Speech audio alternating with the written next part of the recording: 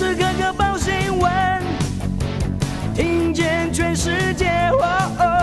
每分每秒都陪伴着你。全世界 News 98。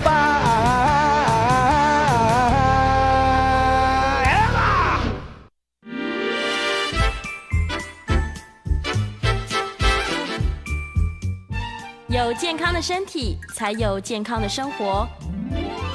名医昂扣专业医师线上听诊，让你与健康零距离。这里是98新闻台，欢迎收听每周一到周五早上11点播出的名医昂扣节目。大家好，我是振兴医院耳鼻喉科的张智慧医师。今天节目在 YouTube 同步也会有直播哦，所以欢迎观众朋友在 News 98 YouTube 频道留言询问相关的问题。在半点之后呢，也会接听大家的 call in， 所以有相关问题啊，都欢迎打电话进来。然后预告 call in 专线是0283693398 0283693398。那今天要讨论的主题呢，其实跟我们大家每一天都有相关的哦，就是有关睡眠的问题。那大家睡觉的时候都是一觉到天亮，然后睡眠品质都很好吗？其实像还蛮多人像是有打呼、打鼾，或者是甚至有睡眠呼吸中止症。那在门诊啊，就是会有很多人就是有这样的一些问题，包括说，感觉睡了很久，但是感觉没有睡饱，或者是他觉得，为了要睡眠品质好一点，所以就让自己再比平常平均的8个小时再多睡一点，比如说像10个小时、12小时，但是依旧觉得精神不振，然后感觉记忆力也慢慢衰退等等，有这些的症状。然后这些是比较自己主观的症状，但也有很多部分的一些朋友，他是被另外一半或者是一起睡觉的家人带来门诊，说因为他的打鼾声音太大了，像雷声，所以害他们没有办法好好睡觉。所以就是各种各样的一些症状都会有困扰到一些我们平常每天都要需要的一个睡眠的状况。那我们要来认识一下为什么会打呼，或者是甚至睡眠中会停止呼吸。那要是有在看 YouTube 的朋友们呢，可以先看一下这个图片。那这是我们正常的呼吸道，这个是我们人体的剖面图，就是侧边看的。像我们可以看到有鼻子这边进去，对不对？是鼻子相通吸气，然后或者是从嘴巴进去。那正常来说呢，这张图的话是一个很畅通的呼吸道，所以呢，要是我们从鼻子吸气进去，这个黑黑的、灰灰的，就是会进入经过我们的气管，然后接到肺。那像是我们有一些朋友是用嘴巴呼吸，那空气会从嘴巴进去，也是会进去到这个呼吸道。但是呢，可以再看一下这个图，看这样比较看看，这个是正常的。但是呢，可能有一些朋友会因为比如说有长期的鼻子过敏啊，或者是鼻子甚至有长一些息肉等等的问题，塞住了一些鼻腔的一些空气呼吸道，所以呢，他们会导致就是鼻子没有办法呼吸嘛，所以会张嘴呼吸。那嘴巴当然就是也会有舌头啊，或者是我们所谓的悬雍垂，然后软腭等等的构造。那要是这个地方，比如说有些人舌头比较大，然后睡觉的时候会往后倒，或者是它的悬雍垂或者是软腭比较肌肉张力不够，比较软塌塌，那这样我们在躺下来的姿势呢，这些我们的软组织都会往后倒下来。那大家有没有看到这两个图片的一个差别性？所以正常希望我们睡觉的时候，即便是躺下来啊，我们那个呼吸道还是可以保持畅通的状况。但是呢，要是有一些问题，像我们这张图片的星星这个地方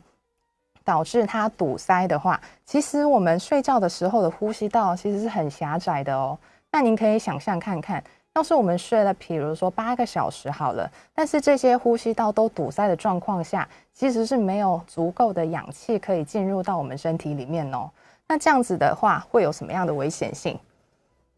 您可以想象看看，整个睡觉的时间都没有氧气进去，那你隔天会有什么样的状况？一定会觉得说身体没有办法好好的休息，对不对？所以像我们其实身体里面的细胞啊，或者是器官等等的，在我们睡眠需要达到一个熟睡的状况，就是那几个小时是在做一个代谢，然后修复，然后甚至储存记忆力。所以要是你没有足够的氧气进去的时候呢，我们身体都没有办法好好的休息，所以会导致隔天白天精神状况差，没有办法好好集中，甚至比如说也会影响到你的一些情绪，包括说会觉得脾气比较差，比较没有耐心等等的。其实这些都是有研究证实。所以呢，像门诊会遇到有一些这种主诉的人，都会经过一个检查，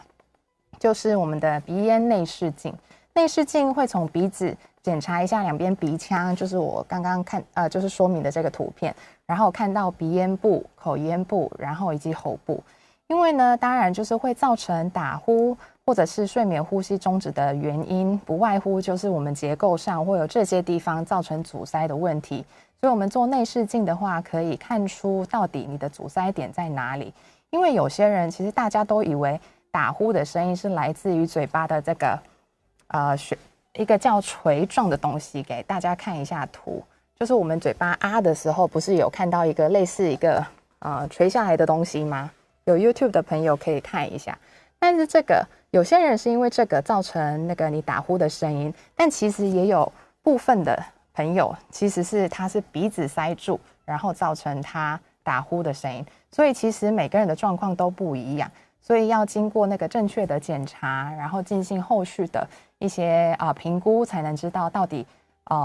你打呼的原因在哪里。那打呼是只有声音而已，那刚刚一直提到的睡眠呼吸中止症的话呢，其实是已经影响到你整个睡眠之中，甚至会停止呼吸哦。所以形容一下的话，就有点像本来睡觉的时候是维持正常呼吸，但是某一个时间点你会突然停止呼吸之后，有点像呛到水或是溺水之后的这种这样子，会突然就是大吸一口气这样子，然后有些朋友甚至会醒来。那这样子其实频繁发生的话，就代表说你很多的睡眠时间中间都会停止呼吸，那是让你的身体是处于一个缺氧的状况。那所以身体才会有这样的一个自然反应，是让你就要大深吸一口气。所以已经要是造成这样的症状的话呢，其实真的是需要来认真的评估一下这样的问题。那为什么会觉得有些人会觉得我打呼就是打呼就不用理他？其实蛮多朋友有这样的一些反应哦，但我们通常都一定会给予解释说，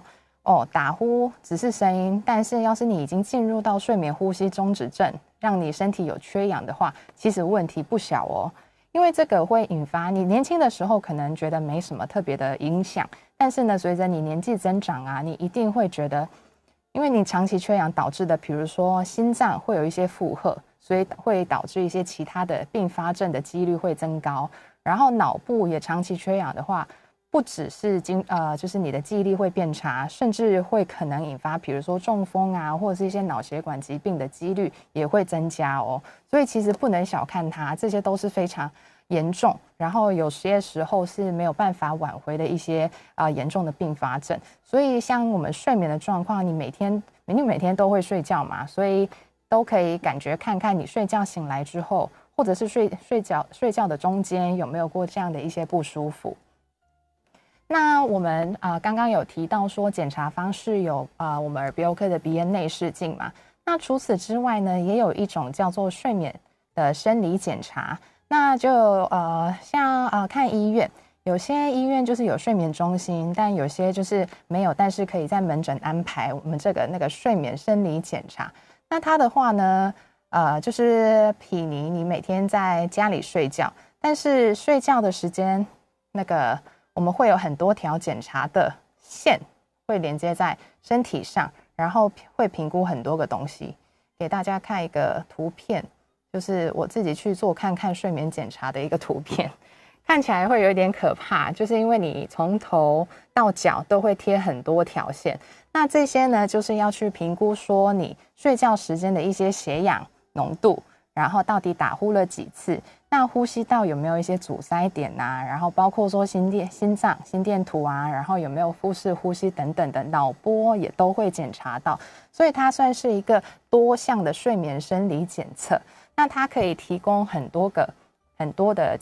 就是一些资讯，让我们医师来做判断。因为最后呢，它会有一个数值出来，就是我们所谓的睡眠呼吸中止症的指数，依据它可以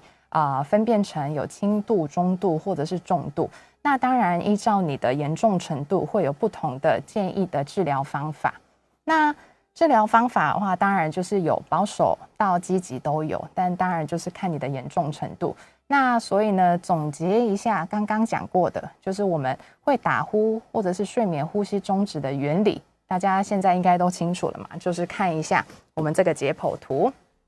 所以要是你是鼻子的问题，那就针对鼻子可以去做一些治疗或者是处置。那要是你是口咽部，比如说我们嘴巴打开可以看到的地方，比如说像扁桃腺比较肿大啊，或者是软腭比较塌陷，或者是悬雍垂也比较肥大，那也是可以透过一些微创到一些传统的手术方式来矫正它，然后把那个呼吸道畅通一点。那也有部分的一些朋友其实是因为咽喉部，所以我们就是这个脖子的地方的呼吸道太狭窄造成的打鼾或者是睡眠呼吸中止症。那当然要是就是我们喉部这边的话，大部分都是因为肥胖或者是一些脂肪组织太多造成的，所以会建议就是控制一下体重，然后或者是甚至要带到那个正压呼吸器来让你达到一个更好的睡眠的状况。然后门诊的时候呢，其实会有很多朋友会问说，为什么我会打呼，或者是谁会比较容易有打呼？那其实当然不能说是只有什么体质之类的啦，当然就是要有一些群组，特别的群组就是会有一些危险性。对，所以这个的话呢，比如说家里有一些家族史的朋友，对，像比如说有没有爸妈会不会打呼，其实不能小看哦，因为其实爸妈容易有打呼或甚至睡眠呼吸中止症的人，其实也蛮可能小朋友也会有。然后再来就是肥胖的人，像我们就是看脖子的粗度就可以知道，或者是我们的腰围、颈围都是一个很好的依据。然后再来，其实很多人会觉得说，我睡眠本来就不好，所以我有习惯在吃安眠药。那当然，安眠药可以让你的睡眠就是可以进入睡眠，但其实可以仔细观察看看的话呢，其实吃完安眠药，你的持久度其实可能没有办法那么像正常好的睡眠一样那么久。他们可能会比较更频繁的睡觉中间会起来，比如说上个厕所也好，或者是浅眠。因为我们所谓的好的睡眠呢，是要进入到熟睡。刚刚也有提过说，我们睡眠的一个 cycle 的话，就是有从浅眠到熟睡期，然后这样子维持大概至少7-8个小时算是最好的。因为要是你睡觉过程中都没有进入到熟睡的话，你身体几乎是没有办法好好的放松或者是代谢修复。所以像一直就是处于浅眠的人，其实睡眠品质也不能说是太好的啦。对，当然，然后有一些什么有在习惯饮酒的人，这些其实都会影响到他的一些睡眠的品质。所以有一些这些习惯或者是有这样的一些状况的朋友呢，其实可以多注意一下你自己的睡眠状况。然后真的要是有造成你的一些症状的话呢，可以到门诊来评估看看。那当然最重要，大家也很关心的，那要是我真的有诊断出睡眠呼吸中止症，那我怎么办？要怎么治疗？其实现在因为医学也很进步，所以可以客制化的帮你做建议一个最适合你的一个治疗方法。当然，就是我们耳鼻喉科的话呢，算是睡眠的外科。因为像我们振兴医院的话，有睡眠中心。那睡眠中心的话，其实是有很多不同的科别的医师来一起做治疗的协助，包括像你本身是有一些失眠问题的话，其实可以透过一些身心科来帮您调整一下药物或者是咨询，看你失眠的原因到底是出自哪里，然后帮你处理这样的问题。然后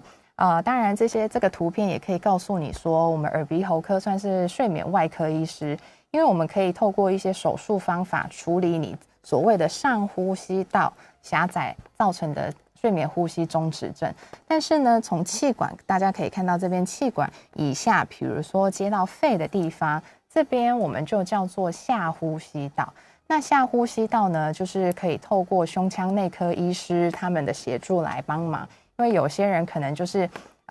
因为肺活量的问题呀，或者是一些支气管，或甚至一些肺部的问题，造成他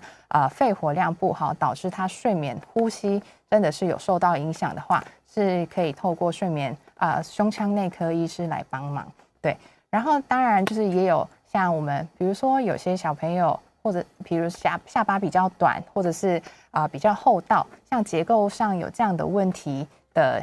人的话呢，其实牙科也是可以帮助你们做一些矫正。比如说可以戴一些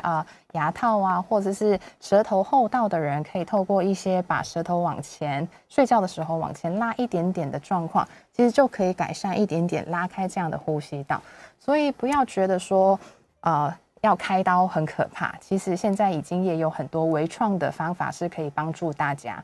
然后所以等一下会花一点时间大概介绍一下有关那个治疗的部分。然后我看一下 YouTube 已经也有很多朋友在问问题，那我们半点之后就是会陆续会帮大家回答这样的问题哦。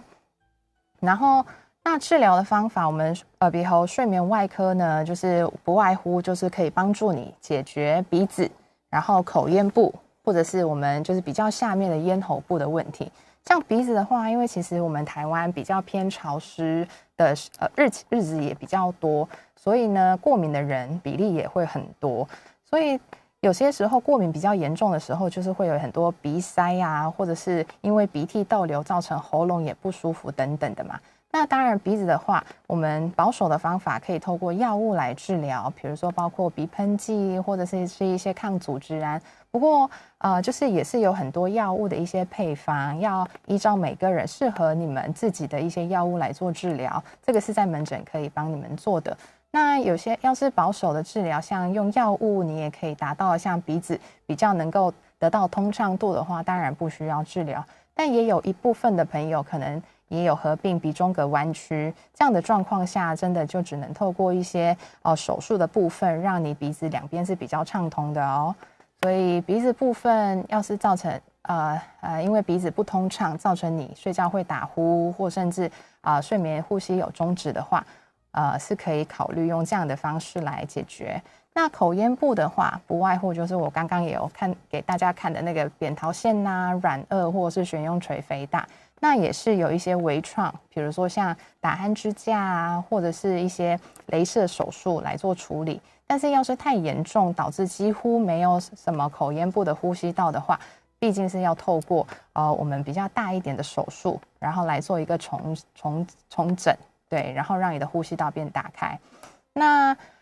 因为时间呢，就是我们要先进入广告一下下，所以大家听完我前半部的解释之后，要是对一些睡眠相关的一些打呼啊，或睡眠呼吸中止症的一些问题，欢迎 call in。然后或者是在 YouTube 留言，等一下会跟大家解释有关这方面的问题，或者是对耳鼻喉科其他的，比如说像你有鼻子过敏啊，或者是常常有喉咙卡卡，或者是有时候会闷闷的吸不到气等等的问题，也都欢迎询问哦。OK， 那我们先休息一下，广告过后要接听大家的 call in， 然后 call in 专线再跟大家讲一下哦，0283693398。83693398 OK， 所以我先看一下，就是消化一下前面的 YouTube 的问题谢谢构造讲解很清楚。然后说打呼的人日后一定会有睡眠呼吸中止症吗？还是不一定？林念红先生问的，那就是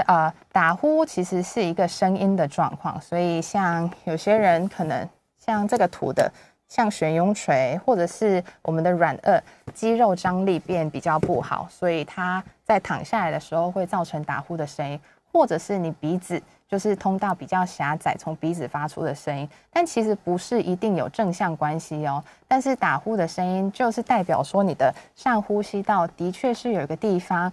有部分的狭窄，所以造成你有这样的声音，所以你可以建议来评估看看。但是因为像我们肌肉张力的话呢，会随着年纪增长，它会越来越塌陷，所以搞不好在之后等比较，比如说过个10年或者是20年，你会觉得已经有影响到，比如说睡眠品质，或者是白天精神状况等等的，有跟之前有变化的话，那建议还是要来做一下睡眠的评估，这样子就可以得到一个解释，说有没有达到睡眠呼吸中止症。然后 Fifi 有问说，耳鼻喉科每次好多人，胸腔加医科也可以，可以哦。对啊，因为每家医院都不一样啦。像我们睡眠中心的话，就是有不同科的医师，但就像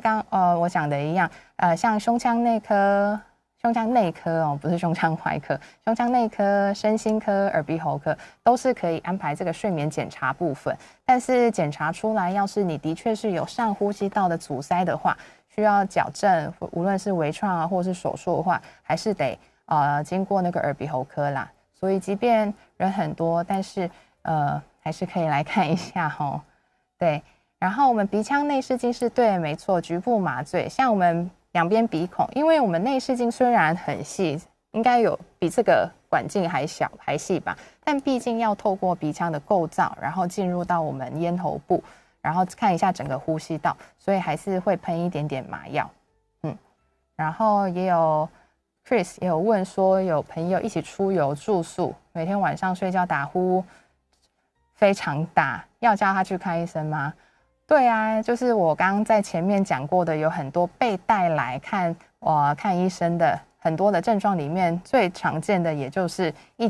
就是被朋友嫌弃啊，或是被家人嫌弃说哦，因为你，然后我睡得不好等等的，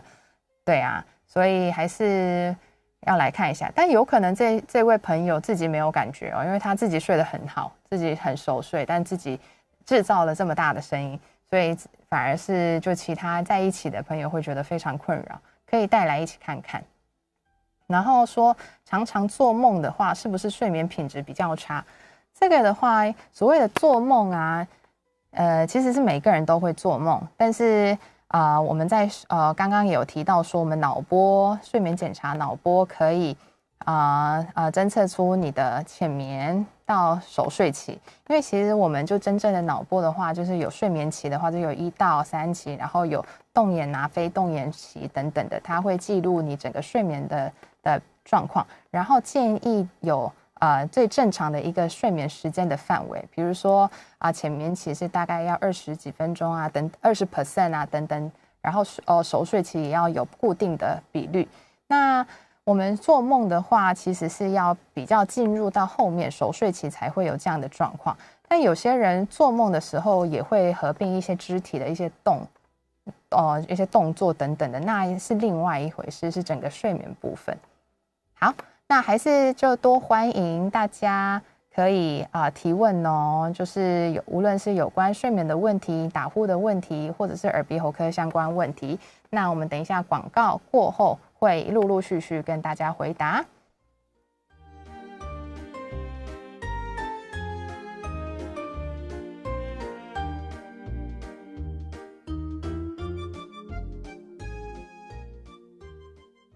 吃饭的时候，我总是要跟妈妈还有姐姐合吃一个便当，可是我总是假装吃饱了，因为我跟姐姐吃完，妈妈就没得吃了。还好有各位叔叔阿姨的帮忙，让我们3餐不再饿肚子。现在只要捐款500元，就能帮助小朋友拥有1个月的营养餐费。红星智慧爱心捐款专线02-2370-9191，2370-9191。美珍香一直是我送礼的第一选择，无添加任何化学食品添加物的肉干肉松，自己爱吃，送礼最有诚意。为什么有人每天认真研究股票却赚不到钱？因为只有学习分析股票是不够的，还要懂得怎么操作股票。每周1到周5早上6点半到7点，股市相对论发明人蔡振华教你如何操作股票，锁定股市蔡因斯坦，改变你的一生。不能出国的日子也能一起宅度假。君品酒店强势推出1博20君品贵族宅享宴，专案晚餐任选顶级炉烤牛肋眼餐、奢华海陆餐、米其林片皮鸭卷餐、无限龙虾餐，最低只要3880元起，还能免费升等豪华客房，体验贵族式客房餐饮的尊荣服务。活动直到9月30日，订房请洽君品酒店0221819999。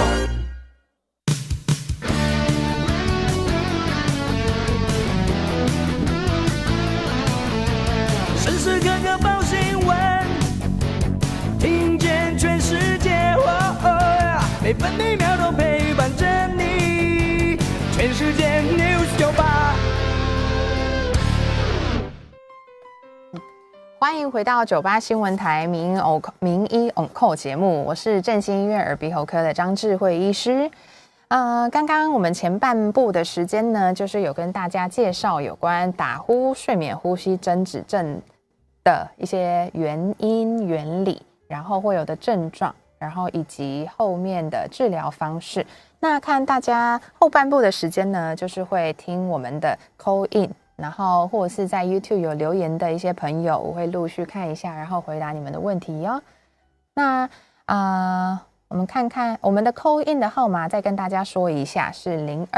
028369339883693398。那我看我们现在有没有 call in 的朋友？那我们会陆续就是要是有的话，会转接到那个 call in， 然后会回答大家的问题哦。那这中间我们来看一下那个 YouTube 的一些留言。Fifi 有问说，耳鼻喉科、胸腔内科、身心科甚至牙科能共同会诊？对，没错。因为呢，其实我们会打呼比较单纯啦，但是要是已经进入到睡眠呼吸中止症的话，那可能你会造成的地方会是多重的，比如说你是可能就是一些下巴道就是后道啊，或者是一些牙齿的问题，然后或者是我们耳鼻喉科相关的鼻子啊或咽喉部的问题，其实是可以透过共同的会诊，然后真的需要的话，我们可以一起就是帮忙处理。那我们现在有一位 call in 蒋先生，我们来接听一下。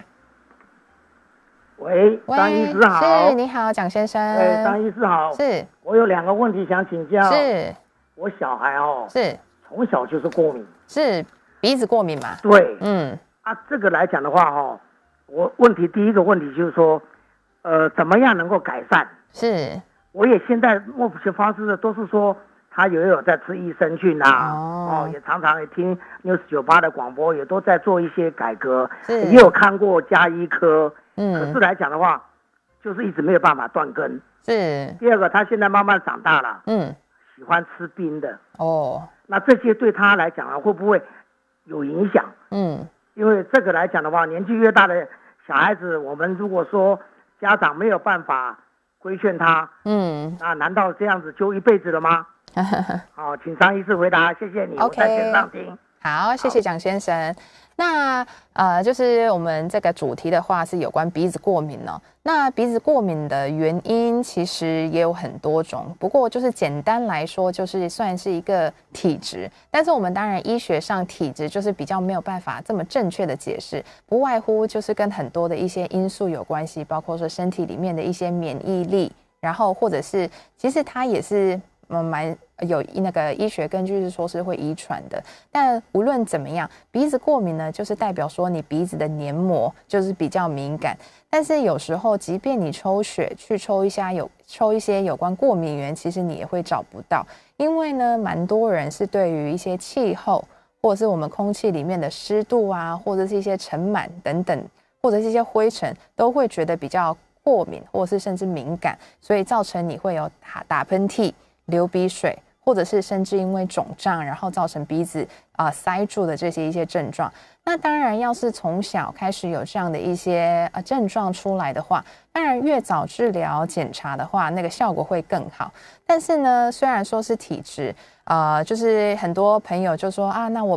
可不可以用手术来根治它或解决它？其实手术只是帮助你把比较肥厚的一些黏膜啊，或者是一些肉，或甚至骨头部分，帮你做一些消除，然后让你鼻子比较畅通，的一个帮忙的一个治疗方式，但是呢就没有办法让你的黏膜就是不会过敏。所以呢，像我们过敏的治疗，就是重点就是你要持续的用药，但也不是说365天都要用药哦，因为其实我们过敏的药，尤其在你的变天的时候会更容易发生。所以呢，比如说我们在季节变换，或者是我们气候有在变化的时候，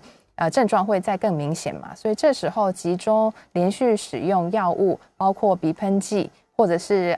再加上一些抗组织胺等等的话，其实大部分的朋友都是可以控制住你的症状。然后要是症状比较稳定的时候，其实可以让我们的鼻腔黏膜休息一下，然后等之后症状再出来的时候再连续使用药物，这样的话其实鼻子的过敏会控制的还蛮不错。然后刚刚也有提到说，小时候也有吃一些益生菌啊，或者是其他的一些补充品。当然，就是有些人会因为喝热汤，然后更容易流鼻水，但也有一些朋友是因为平常就是会喜欢吃一些冰啊，或者是刺激性的东西。其实这些东西就也会更容易的引发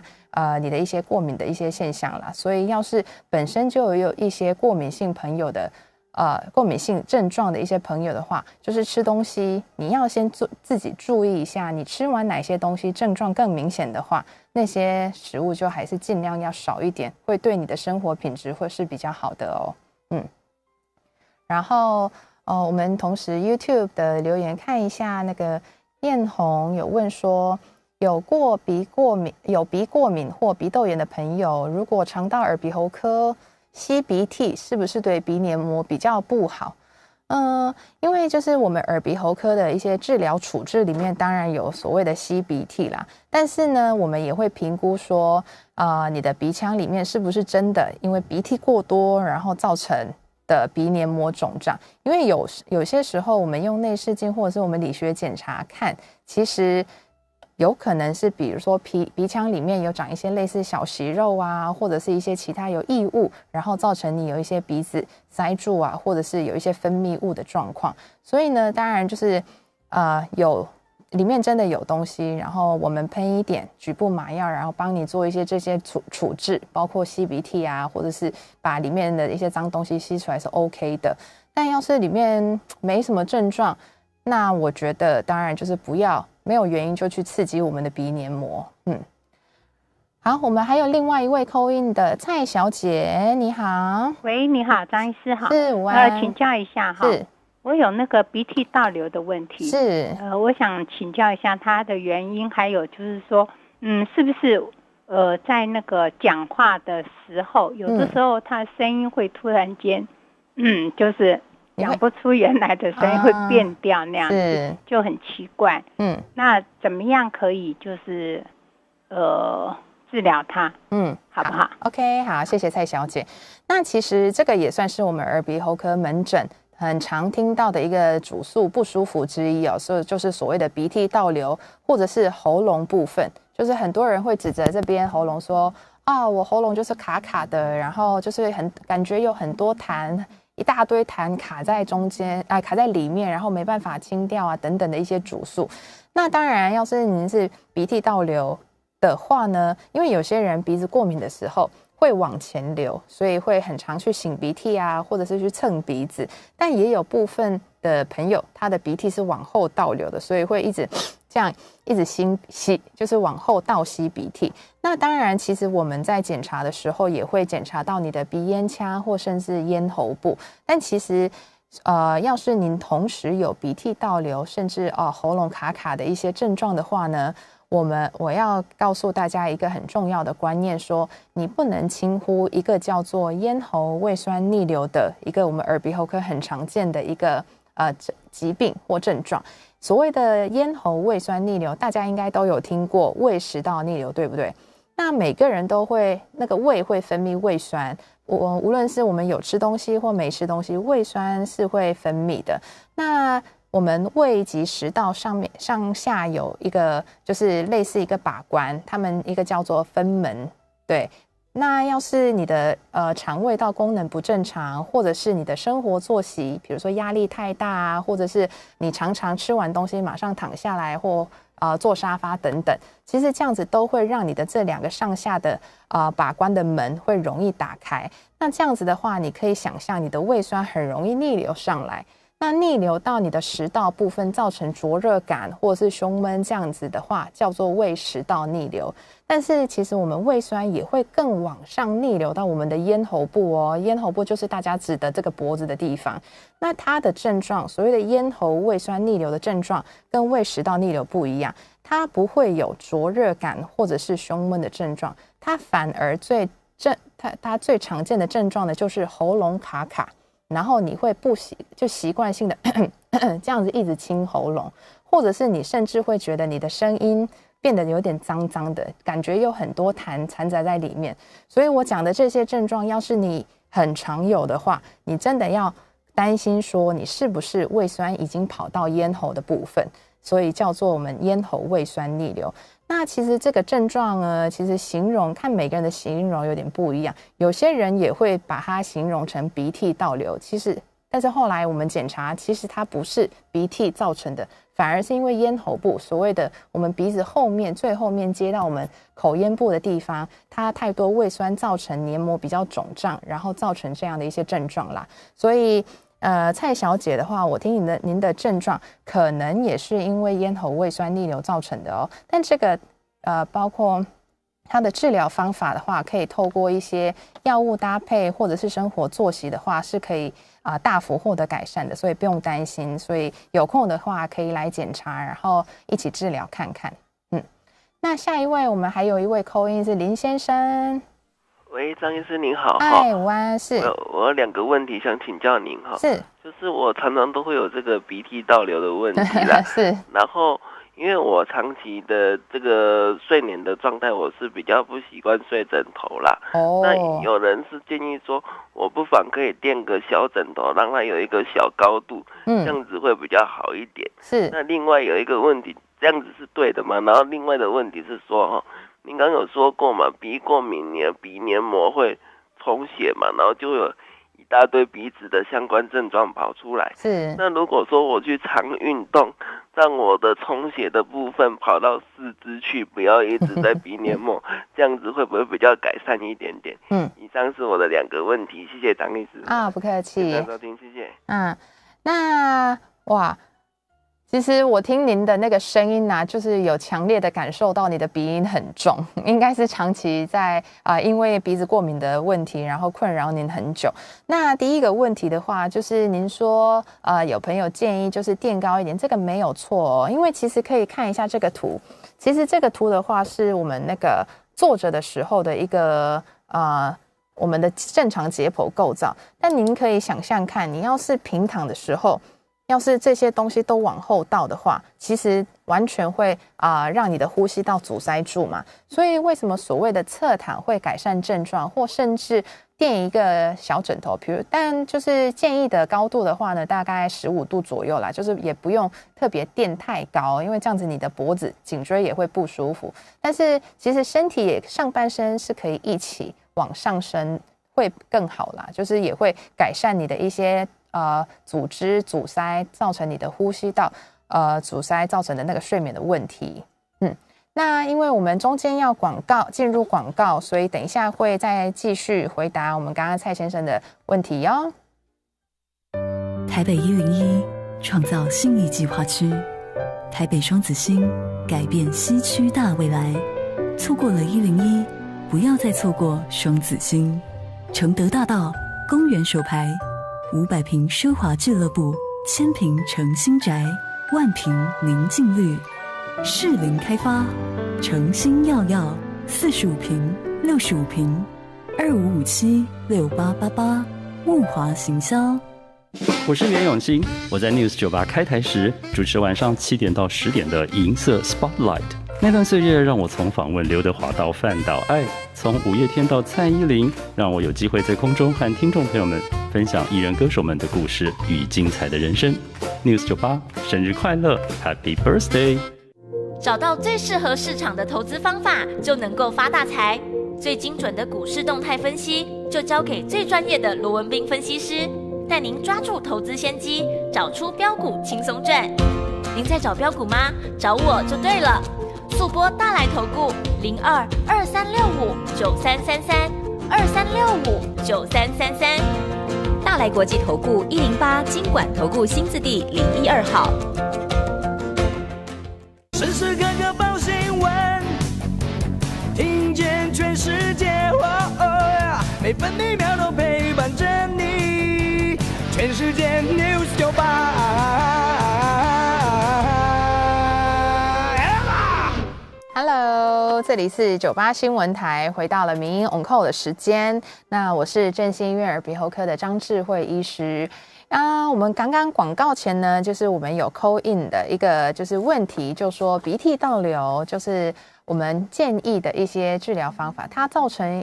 比如说你打呼啊，甚至睡眠呼吸中止症的话，当然就是要透过一些生活作息啊，或者是包括药物或甚至手术的方法来解决，会让你的生活品质更好哦。那刚刚也有一位朋友提到说，要是他常运动的话，可不可以改善鼻子充血的部分？那当然，因为我们像黏膜里面也是有一些血管啊或神经，所以当然要是你透过一些运动，让你整个身体是处于比较更好的一些循环的话，当然你局部鼻塞的状况也会稍微改善一些，但是也要看您是做哪些运动啦。就是当然就希望是透过有氧。好 OK， 然后我这边 YouTube 的一些留言也有看到很多朋友在问鼻过敏或者是鼻窦炎，所以就像我讲的一样，我们台湾民众有很多人就是有这样的鼻子的问题齁，因为其实也不要小看鼻子。虽然我们只有2个鼻孔或是很小，但其实它衍生出来的症状也很多，包括你鼻子太塞的时候，我们鼻子跟耳朵也有一个叫做耳咽管的一个通道，它也会堵住，所以也常会有耳闷啊，或是听不太清楚，或是耳朵痛的一些症状，这是可以想象的。然后要是鼻涕倒流真的太严重，然后一直倒流到你的咽喉部，然后你会一直咳嗽啊，或者是一直清喉咙，也会造成你声音沙哑的部分。所以要是真的有长期的鼻子的症状，建议朋友们可以来检查，然后治疗一下。那我们现在也有一位陈先生，然后有帮我们打电话进来。陈先生你好。你好，我差不多10点钟睡觉，是到1点半是会醒。醒了以后是那到3点钟把灯再关掉，是会再睡到5点。我就是睡眠会终止一下，变成习惯了。了解。所以您说你的睡眠会终止是你的睡觉是被打断的意思吗？还是您是自己自然醒？自然醒，所以不是睡觉之中不呼吸的意思吗？没有。了解。我也不打呼。是。所以看起来听起来您的症状就是浅眠，就是容易醒这样子，对不对？哇，然后您自己记得的那个时间点非常清楚齁。对，所以您说这样子是有什么可能的一些原因吗？有什么方式可以改善？哇，这个是比较复杂的一些问题因为是关系到你整个睡眠的一个部分。那听起来就是因为其实我们睡眠是有一个正常的一个 cycle， 是学术上是觉得是大概同意说是大概90分钟。那当然要是你没有睡就是所以建议要是您也在上班的时候睡午觉的时候呢，建议是睡不要超过30分钟，或者是要是真的足够的话，可以睡满1个半小时，你会觉得睡得很好。因为要是你的睡眠 cycle 中间要是被终止的时候，你反而会更累。那像您记得10点半、1点半、3点、5点，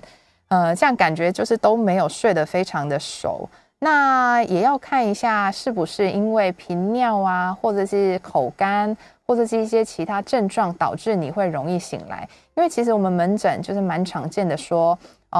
我睡觉起来就是会觉得喉咙很干，或者是觉得甚至喉咙刺痛。其实这个的蛮多的一些来因，是因为你会张口呼吸，你会不外乎就是嘴巴打开，所以我们正常的口咽部啊，或者是我们嘴巴里面都是要有一些口水的嘛。但要是你习惯性的嘴巴打开的时候呢，这些口水都会干掉，所以黏膜就处于一个比较不是那么端的状况。所以当然你醒来之后就会有暂时性的刺痛或者是不舒服的感觉，但通常这些症状在你喝完一杯水啊，或者是活动一下的时候就会不见了啦。所以要是早上起来，尤其这刚刚好像 YouTube 也有YouTube 的那个留言也有朋友问到，就是早上起来有喉咙干痛的问题的朋友呢，你可以回去或是请家人帮你看一下你睡觉的时候有没有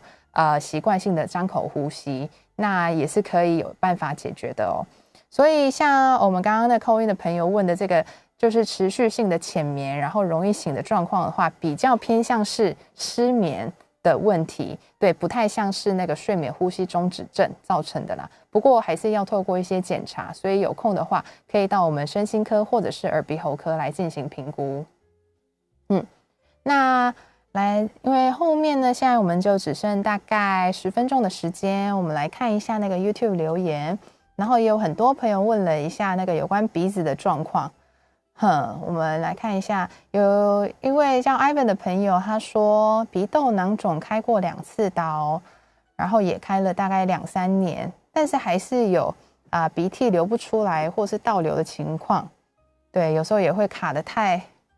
多，然后胀不舒服。没说什么。好，哇，所以是开过刀还是持续有这样的一些鼻子的症状的话，当然会很困扰你啦。但就像我说的，像鼻子过敏，是没有办法用手术根治的。所以即便你是因为鼻窦囊肿，或者是甚至鼻窦炎，然后开了刀，但是开过刀是处理你之前塞住的部分，或者是把发炎的东西清出来。但是手术之后，你的过敏还是需要控制。所以手术后，像我的那个病人的话，就手术后我还是会建议他会持续用一下洗鼻子，再加上鼻喷剂跟控制过敏的一些药物治疗的方法。其实这样子，